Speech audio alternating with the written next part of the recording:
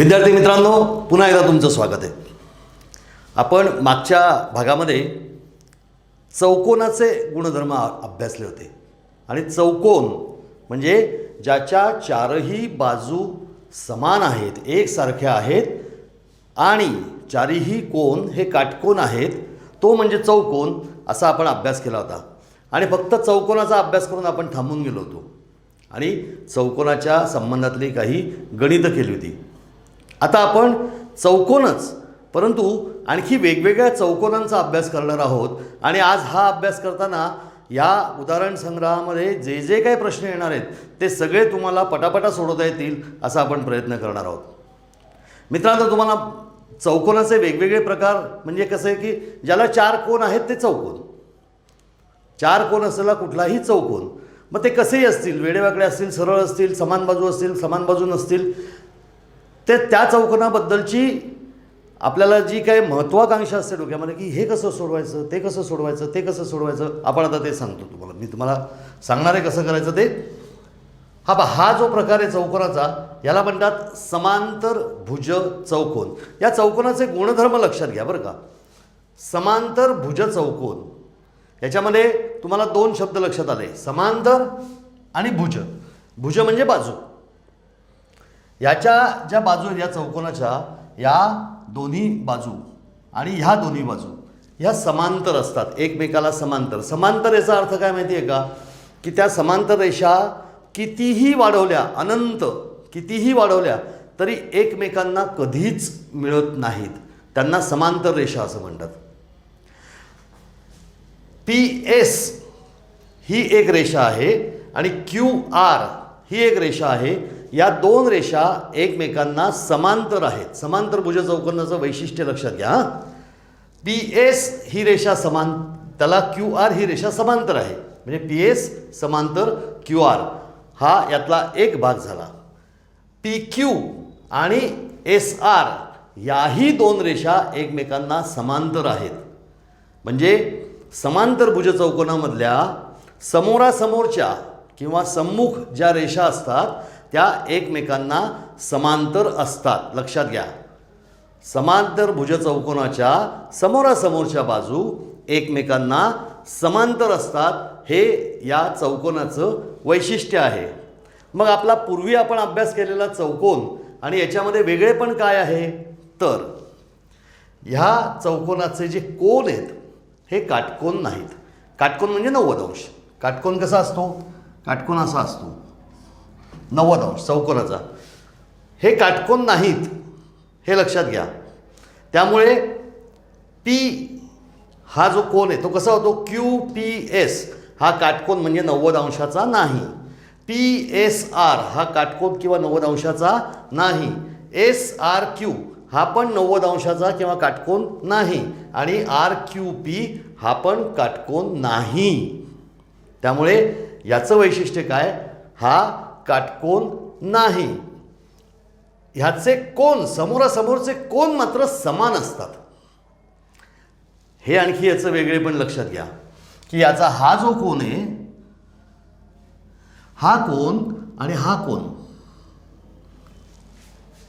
समान असतात, एकसारखे असतात. समांतर भुज चौकोनाचे समोरासमोरचे कोन हे एकसारखे असतात. तसाच हा कोन आणि तसाच हा कोन हे समान असतात. म्हणजे समांतर भुज चौकोनाचं दुसरं वैशिष्ट्य, समजा रिकाम्या जागा भरा आलं तर काय सांगाल, समोरासमोरचे कोन हे समान असतात. याचे जे कर्ण आहेत, कर्ण तुम्हाला सांगता येतात का कुठले, खरं म्हणजे काटकोन त्रिकोणाला कर्ण असतो. तसं तुम्हाला लक्षात आलं असेल. PR हा याचा कर्ण आहे. म्हणजे समोरासमोरच्या कोनांच्या मधून जातो तो PR हा याचा कर्ण आहे. आणि QS हा याचा कर्ण आहे. तुमच्या लक्षात आलं असेल PR आणि QS हे कर्ण आहेत. हे ज्या ठिकाणी छेदतात तिथे ते एकमेकाला दुभागतात. दुभागतात म्हणजे काय, दुभागणे याचा अर्थ कळतो का तुम्हाला. समांतर भुज चौकोनाचे कर्ण एकमेकाला दुभागतात याचा अर्थ दोन सारखे भाग करतात. दुभागतात म्हणजे दोन सारखे भाग करतात. म्हणजेच या ठिकाणी जर आपण नाव दिलं C तर पी आर हा जो कर्ण आहे हा ज्या ठिकाणी दुभागतो ती बरोबर मध्यभाग असतो तो. म्हणून पी सी आणि सी आर ही लांबी सारखी असते, कारण पी आरच्या मधोमध सी येतो. तसंच क्यू सी आणि सी एस या दोन्हीच्या लांबी सारख्या असतात, कारण क्यू एस या लांबीच्या तो बरोबर मध्यभागी येतो. म्हणजे समांतर भुज चौकोनाचे कर्ण एकमेकाला दुभागतात. हे लक्षात घ्या, दुभागतात म्हणजे दोन सारखे भाग घेतात, दोन सारखे भाग करतात. आता चौकोनाचा दुसरा एक प्रकार आपण बघणार आहोत, पण त्याआधी मी तुम्हाला पटकन एक गणित विचारणार आहे. समजा पी सी ही लांबी 5 सेंटीमीटर असेल, पी सी ही लांबी 5 सेंटीमीटर असेल, तर सी आर ही लांबी किती असेल असा तुम्हाला प्रश्न विचारला, तर तुम्हाला मी काय सांगितलं की हे बरोबर मधोमध दुभागतात, म्हणून सी आर सुद्धा किती असेल, 5 सेंटीमीटर असेल. दुसरा एक प्रश्न विचारला मी तुम्हाला की पी क्यू ही 7 सेंटीमीटर असेल, पी क्यू ही 7 सेंटीमीटर असेल, तर ह्यालाही आणि ह्यालाही दोन्ही समांतर असल्यामुळे या चारीही समांतर भुज चौकोनाच्या चारीही बाजूंची लांबी म्हणजे पी क्यूची लांबी एस आर बरोबर आणि पी एसची लांबी क्यू आर बरोबर असते. म्हणून पी क्यूची लांबी जर 7 असेल तर एस आरची लांबी किती असेल असं विचारलं तर आपल्याला काय सांगता येईल, 7च सांगता येईल, कारण ही लांबी आणि ही लांबी सारखी आहे. क्यू सी जर 5 सेंटीमीटर असेल तर सी एस किती असेल, आता तुम्ही उत्तर दिलं पाहिजे. तर सी एस असेल 5 सेंटीमीटर, कारण क्यू एसच्या मधोमध कर्ण दुभागतात. समजलं. आता आपण पुढच्या चौकोनाकडे जाऊ. या पुढच्या चौकोनाला नाव आहे समभुज चौकोन. समभुज, मगाशी आपण काय म्हटलं, समांतर, पण सम नाही. या समांतर भुज चौकोनाच्या चारी बाजू समान नाहीत. आणि आपण पहिल्यांदा जो चौकोन पाहिला होता त्या चौकोनाच्या चारी बाजू समान होत्या, परंतु त्याचे कोन काटकोन होते. हा जो समभुज चौकोन आहे, या समभुज चौकोनाचे पहिली महत्त्वाची गोष्ट, कोन काटकोन नाहीत.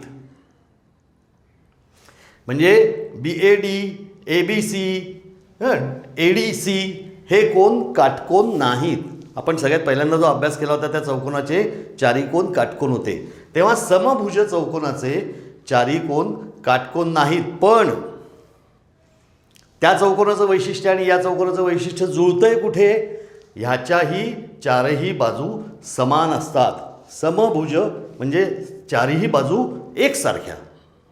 तेव्हा समभुज चौकोनाच्या चारीही बाजू एकसारख्या असतात, म्हणून त्याला अशी पण खूण करतात.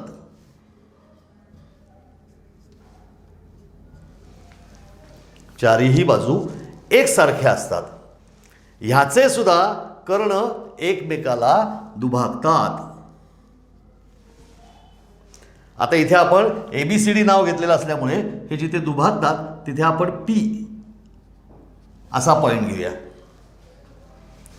तुम्हाला दिसत असेल P असा पॉईंट घेतला आपण आता इथे. म्हणून ABCD ह्या चौकोनामध्ये AB बरोबर BC बरोबर CD बरोबर AD किंवा DA. समजतंय. ही बाजू बरोबर ही बाजू बरोबर ही बाजू बरोबर ही बाजू कर्ण एकमेकाला दुभागतात आणि याचे जे समोरासमोरचे कोन असतात, समोरासमोरचे कोन हे एकरूप असतात, म्हणजे सारखे असतात. बघा, हा कोन आणि हा कोन एकरूप असतो, सारखा असतो. हा कोन आणि हा कोन एकरूप असतो आणि सारखा असतो. समजतंय तुम्हाला. म्हणजे हा कोन जर 70 अंशाचा असेल तर हा कोन पण 70 अंशाचाच असेल, 90 अंशाचा नाही. 90 अंशाचा झाला की तो चौकोन झाला, समभुज. पण प्रत्येक चौकोन हा समभुज असतोच बरं का. म्हणजे तुम्ही एक साधा सरळ काटकोन त्रिकोण असलेला समजा चौकोन घेतला आणि त्याला जर म्हटलं समभुज तर चालेल, पण मग त्याचं वेगळेपण आपल्याला दाखवता येणार नाही. म्हणून समभुज चौकोनाच्या चारीही बाजू समान असतात, त्याचे सम्मुख कोन म्हणजे बी आणि डी सम्मुख कोन, ए आणि सी सम्मुख कोन हे एकरूप असतात, त्याचेही कर्ण एकमेकांना दुभागतात म्हणजे सारखे भाग करतात. म्हणून मी तुम्हाला जर आता विचारलं की जर समभुज चौकोनाची एक बाजू ए बी ही 4 सेंटीमीटर असेल, समभुज चौकोन ए बी सी डीची ए बी ही बाजू जर 4 सेंटीमीटर असेल तर इतर बाजू किती सेंटीमीटर असतील? समभुज, म्हणून इतर सगळ्या बाजू 4 सेंटीमीटर असतील. चारही बाजू 4 सेंटीमीटर असतील. आता मी जर तुम्हाला सांगितलं की विचारलं की रेषा ए पी एवढीच रेषा ए पी ही जर 2 सेंटीमीटर असेल, रेषा ए पी ही जर 2 सेंटीमीटर असेल तर ए सी पण 2 सेंटीमीटर असेल, परंतु हा कर्ण आहे आणि हा याच्यापेक्षा मोठा असतो, म्हणून आपण इथे म्हणणार समजा 2.5 सेंटीमीटर. रेषा ए पी ही जर 2.5 सेंटीमीटर असेल तर रेषा पी सी ही पण 2.5 म्हणजे 2.5 सेंटीमीटर असेल. आणि ही जेवढी असेल तेवढीच ही पण असेल, कारण काय, चारही बाजू समान आहेत, म्हणून ही पण 2.5 म्हणजेच 2.5 असेल आणि ही पण 2.5 असेल. म्हणजे ए पी बरोबर पी सी, बी पी बरोबर पी डी मध्यभागी दुभागल्यामुळे, तेव्हा ह्या विषयावरचं कोणतंही उदाहरण विचारलं, कसंही उलटं सुलटं विचारलं तरीसुद्धा तुम्हाला त्याचं उत्तर देता येईल. चौकोनाचा तिसरा महत्त्वाचा एक प्रकार असतो तो म्हणजे आयत. आपण सगळ्यात सुरुवातीला चौकोनाबद्दल जी माहिती घेतली त्याच्यामध्ये आपण असं पाहिलं होतं की चौकोनाच्या 4ही बाजू समान असतात. चौथा जो महत्त्वाचा विषय आहे तो म्हणजे आयत. हा पण चौकोनच आहे, पण आपण सगळ्यात पहिल्या चौकोनामध्ये जो अभ्यास केला होता त्याच्या 4ही बाजू सारख्या असतात, तेवढाच ह्याच्यामध्ये फरक आहे, ह्याच्या 4ही बाजू सारख्या नसतात, पण याच्यात वेगवेगळे गुणधर्म आहेत. आयताचे समोरासमोरच्या ज्या बाजू आहेत त्या एकमेकाला समांतर असतात, जसे समभुजेमध्ये असतात, जशा समांतर भुजेमध्ये असतात. समोरासमोरच्या बाजू या एकमेकाला समांतर असतात. समांतर म्हणजे मी तुम्हाला सांगितलं अशा बाजू की ज्या कितीही वाढवल्या, अशा रेषा की ज्या कितीही वाढवल्या अनंत तरी त्या एकमेकांना कधीही जुळत नाहीत. तेव्हा आयताच्या समोरासमोरच्या बाजू समांतर असतात, पण चौकोनाचं वैशिष्ट्य, चौरसाचं वैशिष्ट्य याच्यामध्ये असं आहे, चौरसाचं वैशिष्ट्य असं आहे की याचे 4ही कोन हे काटकोन असतात.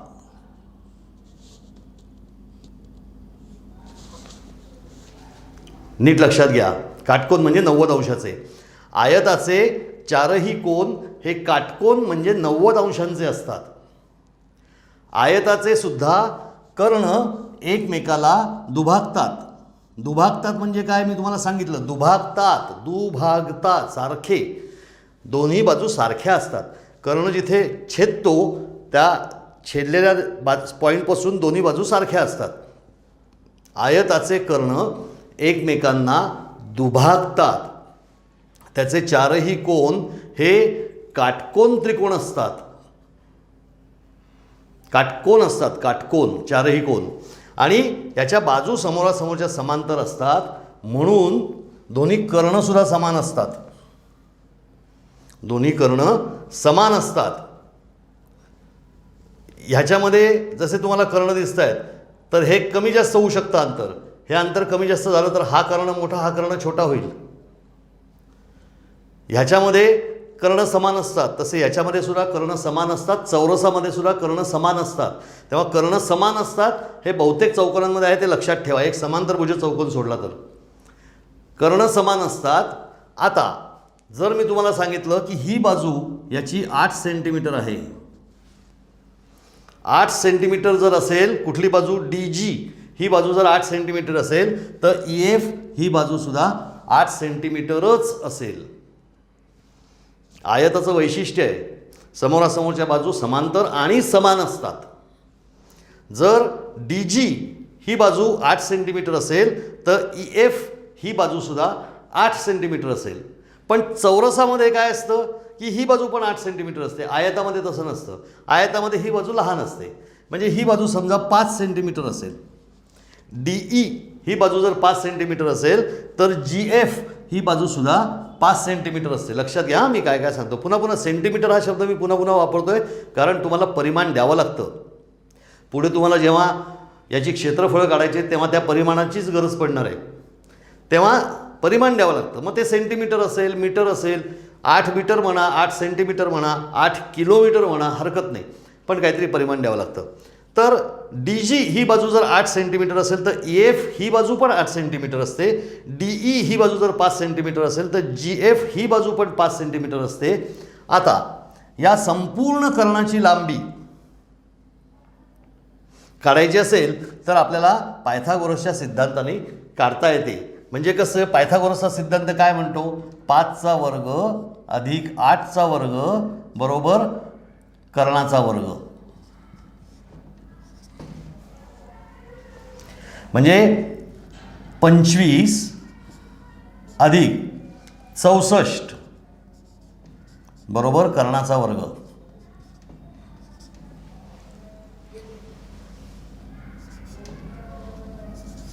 $89 हा कर्णाचा वर्ग येतो. आणि म्हणून कर्ण किती येईल, वर्गमुळात 89.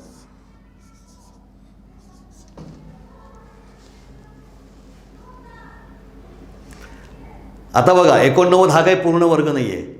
म्हणजे 9×9=81, 9चा वर्ग 81 आहे आणि 10×10 100, म्हणजे 10चा वर्ग 100 आहे. 81 आणि 100 याच्यामध्ये वर्ग येईल अशी पूर्ण संख्या नाही, म्हणून कर्णाची संख्या ही अपूर्ण असेल असं आपण समजू की 9.4 सेंटीमीटर असेल. म्हणजे DF जर 9.4 सेंटीमीटर असेल, DF इथून इथपर्यंत जर 9.4 सेंटीमीटर असेल तर DC किती असेल, DC म्हणजे कर्णाच्या बरोबर अर्धा. कारण का, कर्ण दुभागतो म्हणजे 2 सारखे भाग करतात, म्हणून 9.4 भागिले 2.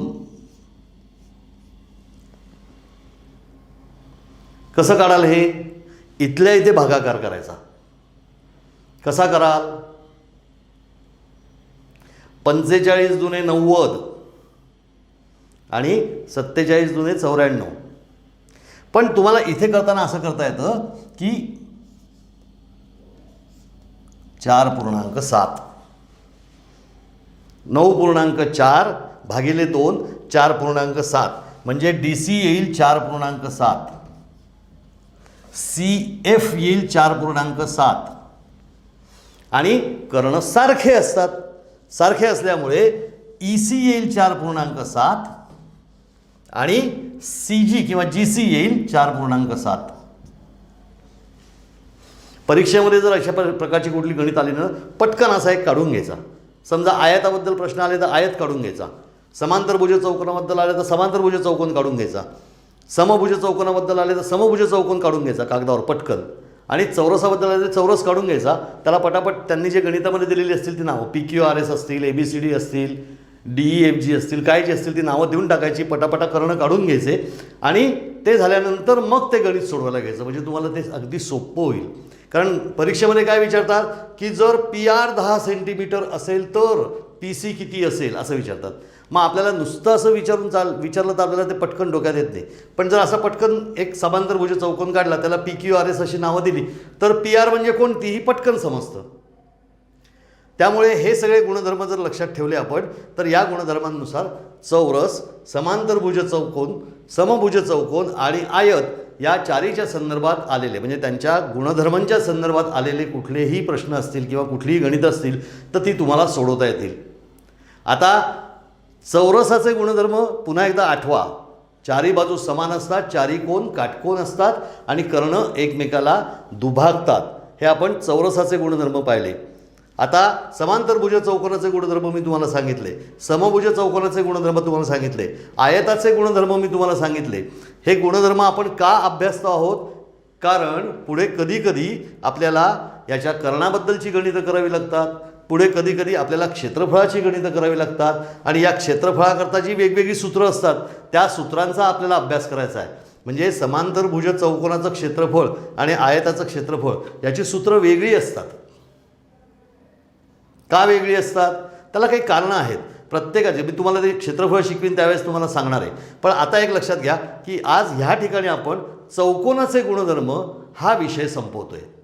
तेव्हा तुम्हाला जे समजेपर्यंत हे पुन्हा पुन्हा बघा आणि ह्या पाठावरच्या सगळ्या प्रश्नांची उत्तरं तुम्हाला लिहिता येतील. याकरता तुम्ही 4 मित्र एकत्र बसा, प्रत्येकाने आपापली मापं ठरवा. या चौकोनाचे पाहिजे तर कागदांचे तुकडे करा ह्या प्रकारचे आणि आपापली मापं ठरवा आणि सगळे एकमेकांच्या मापांची गणितं सोडवा. म्हणजे एकाच वेळेस बसलेले असताना तुम्ही 4 मित्र मिळून प्रत्येकाने 2-2 गणितं काढली तर 8 गणितांची प्रॅक्टिस होईल. तेव्हा तुम्हाला पुढच्या अभ्यासाकरता शुभेच्छा.